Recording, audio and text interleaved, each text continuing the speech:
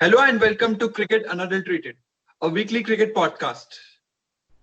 And this COVID-19 situation has taken a nasty turn. And who would have imagined that at the beginning of the year 2020, a situation would come where there would be literally zero cricket action. And when I say zero cricket action, live cricket action. And there came a stage in last 2 to 3 years, that there was cricket overdose, and many fans were overloaded with all the cricket action, all the T20 leagues springing up. So I would welcome Manjeet and Etisham once again on this podcast. Hello, Manjeet and Etisham. Hi Abhishek, and hello to all our listeners. I'm really delighted that we have completed 4 episodes so far, and our podcast has received a good response from our listeners. And I'm really excited to present to you the 5th episode today. Hi Abhishek, hi Manjeet. Hello everyone. Glad to be back with our 5th episode. And today, as Abhishek rightly pointed out, we will be discussing about possible cricket scenarios post COVID-19. COVID-19 has affected cricket like none other pandemic has ever, and cricket has literally taken a break. But as the situation is easing out, there are a few scenarios that are coming up from different cricket boards as for the FTP, that is the Future Tour program that is released by ICC.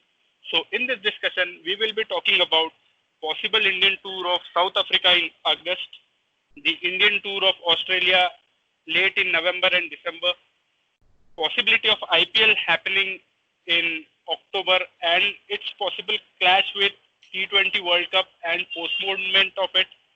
Also, there is a possibility of Australia's tour of England late in July, and as we all know, England players have started training as well. With this pandemic coming up, there's also a possible regulation from ICC that there could be a saliva ban on the use of cricket ball and a possible use of sweat for further ball shining. So we'll discuss about that possibility as well. And to begin with our discussion, I think we should start by talking about the possibility of India's tour of South Africa that could be coming up in August. Well, if that is possible at the Sham, I'm very excited that India would be touring South Africa, because on the last tour, Jasprit Bumrah was simply phenomenal, especially considering that was his first South Africa tour. And to be effective against the likes of, I think, if I remember it correctly, AB de Villiers was also troubled by Jasprit Bumrah's bowling. Yes, and talking about the tour that is possible to come up, I think the cricket boards are talking only T20s at this point of time, but we'll have to see if there's possibility of ODI and Test cricket as well. Now, the point here is, in countries like South Africa and England, swing plays a big factor early in the innings or when there's overcast condition in the ground, above the ground. So with the possible use of sweat coming up, and as you know, the weather in England especially is not that hot, and possibility of sweat is not as much as you can have in subcontinent countries. So do you think the swing factor will be as effective as it was in those countries? So basically, Adesham, there are a number of factors that come into play when you are a swing bowler and you are looking to grab some early wickets. First of all, as you mentioned, the weather, because if you remember how James Anderson is deadly early on in the innings, and if you consider a habitual scenario, a swing bowler like James Anderson has already taken a couple of wickets before lunch on the first day of a test match. So as we all know, the English weather is very suitable for swing bowling, particularly when it's overcast, which is most often the case. And the second thing about shining the ball, of course, as we all know, the shining is done by the players and the bowlers to maintain one side of the ball in a shining condition, while the other is maintained in a rough state in order to impart swing to the ball. So, as we all know, saliva has been traditionally used in order to smoothen one side of the ball.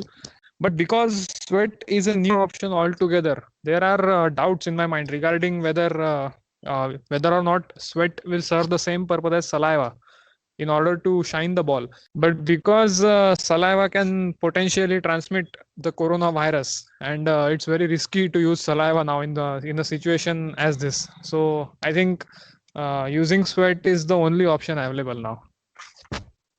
Yes, Manjeet, and the concern that you have raised has come from the fraternity of players as well. And there's also a possible talk of controlled tampering of a cricket ball. So, your thoughts on that? Right, Adasham. Now imagine this situation or scenario playing out in 2016 or 2017, and suddenly the whole furor and uproar surrounding David Warner and Steven Smith would have been completely out of question.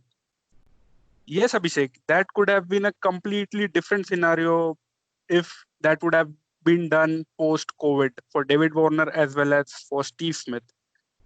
Yes, so now as we've talked about the swing of a cricket ball, let's talk about a tournament in which the bat swings and there are a lot of big sixes. I'm talking about IPL, and COVID-19 has affected IPL, and IPL, as you all know, was scheduled to be held in March, April, and May, and it was postponed indefinitely.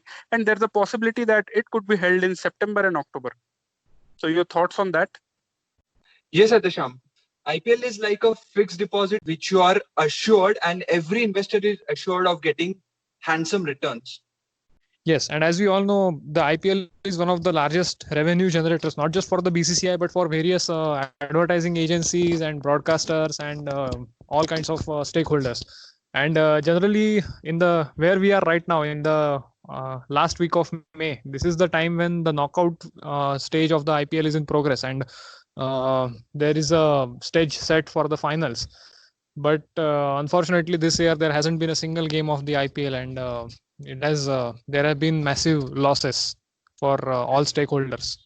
Yes, and Manjit, when you say that it's the time for the knockouts, as we are recording this podcast, and today is the date exactly 11 years back when Deccan Chargers won the IPL, and it was the second edition of the tournament, still in its infancy. And boy, did this tournament take off and just flew completely after that edition. Yes, Abhishek. And talking about IPL as a source of revenue, BCCI is still planning to conduct IPL later this year. But the problem here is the ICC T20 World Cup was also scheduled to be held in Australia later this year. And there could be a possible clash, and only one of the two tournaments could go ahead. But the sources have predicted that Cricket Australia would be in favor of IPL if the revenue that is generated through the tournament benefits the board as well as the cricketing body overall. So this could impact the T20 World Cup going ahead, but I think the cricketing bodies will look at the tournament which generates maximum revenue as of now. Yes, generally, nowadays, whenever a big tournament is scheduled to take place or any cricketing tour comes up, I think all the television deals or the stadium rights, which are generally allocated, are done completely months away from the actual tournament or series.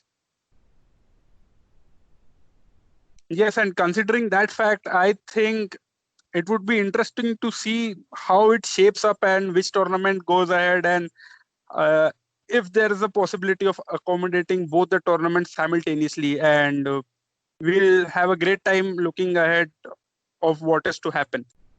And lastly, I think we should discuss about the possibility of India's tour of Australia that has been hyped since the last summer. And with both India and Australia doing really well in Test cricket lately, COVID-19 has affected the possibility of that tour as well. But there's a possibility that this tour could happen.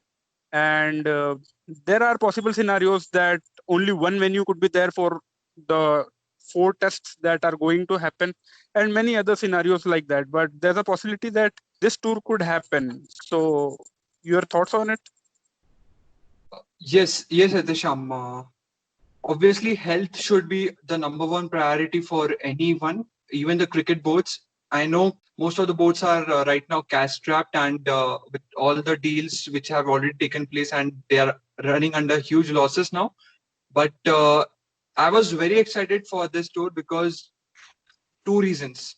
Number one reason was the return of the stalwarts, David Warner and Steven Smith. Yes, India won that tour back in 2018, but then the return of David Warner and Steven Smith has completely re-energized and rejuvenated this Australian side.